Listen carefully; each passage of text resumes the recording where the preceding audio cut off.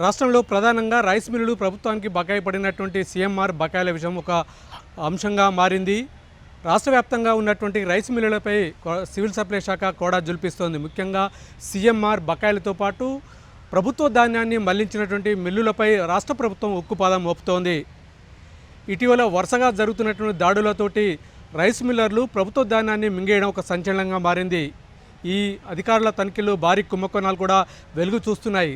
సాధారణంగా ప్రభుత్వం రైతుల నుంచి ధాన్యాన్ని కొనుగోలు చేసి ఈ మిల్లర్లకు సీఎంఆర్ అంటే కస్టమ్స్ రైస్ మిల్లింగ్ అంటే కస్టమ్ మిల్లింగ్ చేసి 3 నెలల కాలంలో ఎఫ్సీఐకి పట్టాల్సి ఉంటుంది.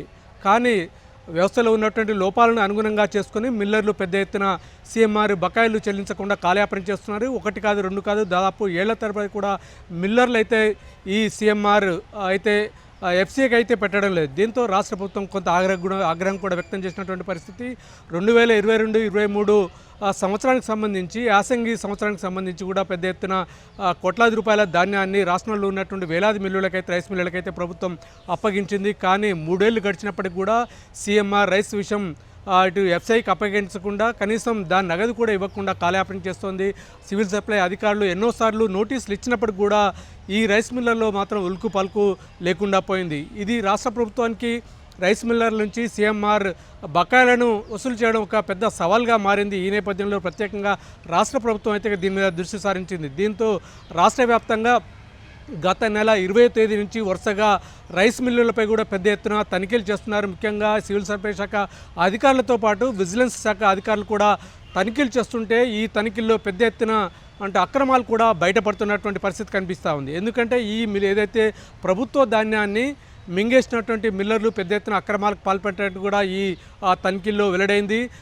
అయితే ప్రభుత్వం దీని మీద సీరియస్ దృష్టి సారించిన తర్వాత 2022-23లో దాదాపు 4,000 కోట్ల రూపాయల సీఎంఆర్ ధాన్యం పక్కదారి పట్టినట్టుగా గుర్తించింది. దీనికి సంబంధించి వెంటనే రికవరీ చేయాలని కూడా అధికారులను ఆదేశించింది రాష్ట్ర ప్రభుత్వం.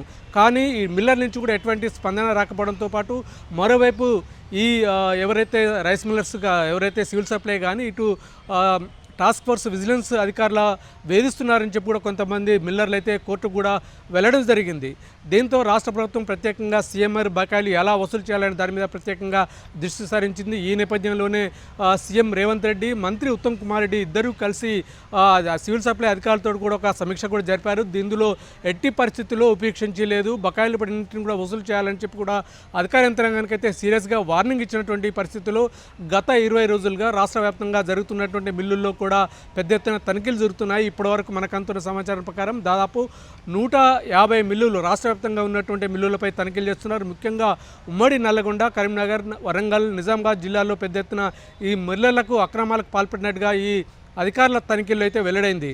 అయితే రాష్ట్ర ప్రభుత్వం ప్రత్యేకంగా అంటే తెలంగాణ రాష్ట్రం ఏర్పడిన నాటి నుండి అంటే 2014 నుంచి ఇప్పటి వరకు అంటే 10 ఏళ్ల కాలంలో రైస్ మిల్లులు కస్టమ్ మిల్లింగ్ ఎంతవరకు జరిగింది, ధాన్యం కొనుగోలు ఎలా ఉన్నాయి, దీని మీద పూర్తిగా సమగ్రమైనటువంటి ఒక ఆడిట్ నిర్వహించాలని చెప్పి సీఎం రేవంత్, మంత్రి ఉత్తమ్ కుమార్ రెడ్డి సివిల్ సప్లై అధికారులకు అయితే ఆదేశించారు. దీంతో రంగంలోకి దిగినటువంటి అధికార యంత్రాంగం ఈ మిల్లులకు సంబంధించి ముఖ్యంగా సీఎంఆర్ బకాయిల విషయంలో పెద్ద ఎత్తున అంటే వివరాలు కూడా సేకరించారు. దీంతో మిల్లర్ల అక్రమాలు అయితే పెద్ద ఎత్తున బయటపడ్డాయి. దాదాపు 6,699 కోట్ల రూపాయలు అయితే ఈ 10 ఏళ్ల కాలంలో రాష్ట్ర ప్రభుత్వానికి మిల్లర్లందరూ బకాయిలు పడ్డారు.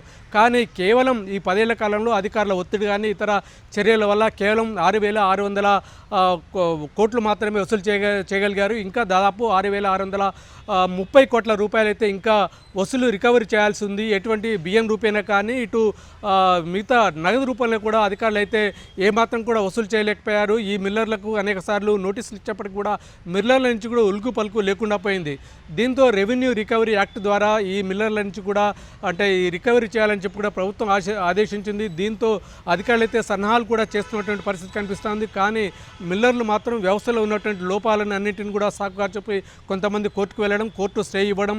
దీంతో అంటే రాష్ట్ర వ్యాప్తంగా సివిల్ సప్లై అధికారులు కొంతమంది రైస్ మిల్లర్ల మీద ఇది కేసులు నమోదు చేసినప్పటికీ కూడా మిగతా కొంతమంది మిల్లర్లు అయితే పెద్ద ఎత్తున ఉన్నటువంటి ఏదైతే బకాయిలు ఉన్నటువంటి మిల్లర్లు అయితే కోర్టును కూడా ఆశ్రయించడంతో కొంత ఇబ్బంది పడుతున్నటువంటి పరిస్థితి కనిపిస్తుంది.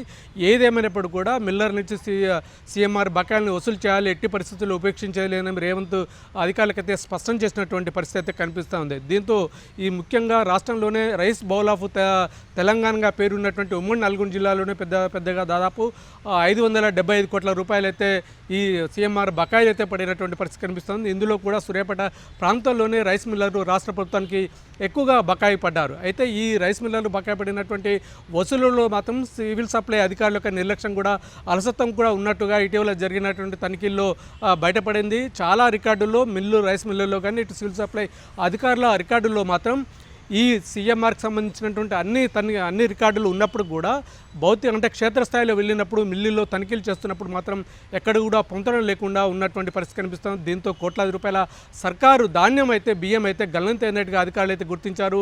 దీంతో రైస్ మిల్లర్లపై కూడా జుల్పించే ప్రయత్నం చేస్తున్నారు. దీంతో రైస్ మిల్లర్లకైతే గుండెల్లో రైలు పరిగెడుతున్నటువంటి పరిస్థితి కనిపిస్తూ ఉంది. ముఖ్యంగా సీఎం రేవంత్ రెడ్డి ఆదేశాల ప్రకారం సివిల్ సప్లై అధికారులు ఇటు విజిలెన్స్ అధికారులు అయితే పెద్ద ఎత్తున ఇంకా తనిఖీలు అయితే ఉధృతం చేయాలని భావిస్తున్నారు. ఎట్టి పరిస్థితుల్లో సీఎంఆర్ బకాయిలు పడినటువంటి మిల్లర్లు కానీ డిఫాల్టర్గా తేలినటువంటి మిల్లర్లకు కానీ ధాన్యం ఇచ్చే పరిస్థితి లేదు, ఇవ్వకూడదు. అవసరమైతే మహిళా సంఘాల ద్వారా వీటిని సీఎంఆర్ చేసే విషయాన్ని కూడా ఆలోచించాలని చెప్పి కూడా ప్రభుత్వం అయితే యోచన చేస్తుంది.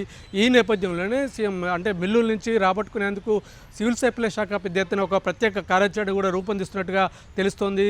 ప్రభుత్వ ఆదేశాల ప్రకారం ఇప్పటికే రాష్ట్రంలో ఎన్ని మిల్లులు ఎక్కడి నుంచి ఎంత రావాలి ఏంటి అనే విషయాల పూర్తి స్థాయిలో ఒక సమగ్రమైనటువంటి నివేదిక కూడా సమర్పించాలని అధికారులను అయితే సీఎం రేవంత్ ఆదేశించారు. దీనికి అనుగుణంగానే ఈ సివిల్ సప్లై అధికారులు అయితే ఒక నివేదికను క్యాబినెట్ సబ్ కమిటీకి అయితే ఇచ్చే అవకాశం ఉంది. దీని తర్వాత పెద్ద ఎత్తున రాష్ట్రంలో రైస్ మిల్లర్లపై పెద్ద ఎత్తున ఈ దాడులు జరిగే అవకాశం అయితే చాలా స్పష్టంగా కనిపిస్తుంది. ఎందుకంటే కోట్లాది రూపాయల ప్రభుత్వ ధనాన్ని మింగేయడం రాష్ట్ర వ్యాప్తంగా సంచలనం సృష్టించింది.